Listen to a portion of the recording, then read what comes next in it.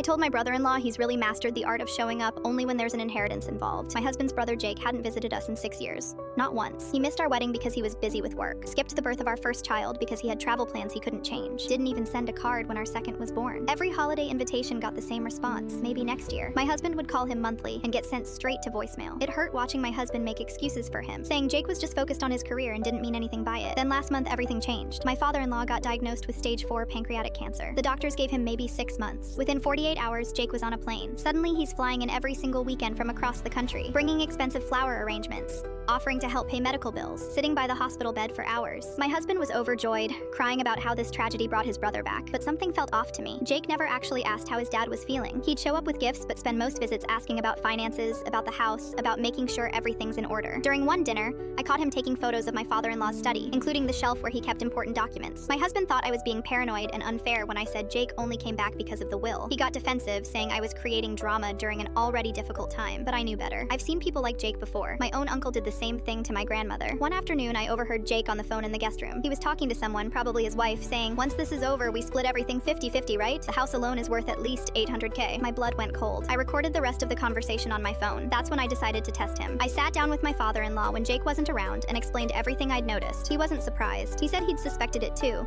but wanted to give Jake the benefit of the doubt. We came up with a plan. The next family dinner, my father-in-law made an announcement. He said he'd been doing a lot of thinking and decided to donate his entire estate to the American Cancer Society. Everything. The house, the savings, the investments. He wanted his legacy to help find a cure. My husband was supportive, even emotional about it. But Jake, his face went completely white. He started stammering, asking if Dad had really thought this through, if maybe he should talk to a financial advisor first. My father-in-law just smiled and said his mind was made up. The reaction was instant. That very night, Jake cut his trip short and flew home early. He stopped visiting the following weekend. Then the one after that, the calls stopped. The texts stopped. He completely vanished again, just like before. My husband was devastated and confused. 3 weeks later, we were having a small family dinner. Just us, my father-in-law, and my mother-in-law. Jake showed up uninvited, letting himself in with the spare key. He looked angry. He sat down without being asked and started going off about how selfish and irresponsible his dad was being, how he was throwing away the family legacy and betraying his own children, how my husband and I had probably poisoned him against his own son. My husband just sat there in shock, but I'd had enough. I pulled out my phone and played the recording of Jake's conversation, the one where he talked about splitting everything 50-50. The room went completely silent. My father-in-law, who'd been quiet this whole time, looked at Jake with the saddest expression I've ever seen. Then he turned to me and said, "She's not wrong, is she?" Jake's face went from angry to pale. He started backtracking, saying it was taken out of context,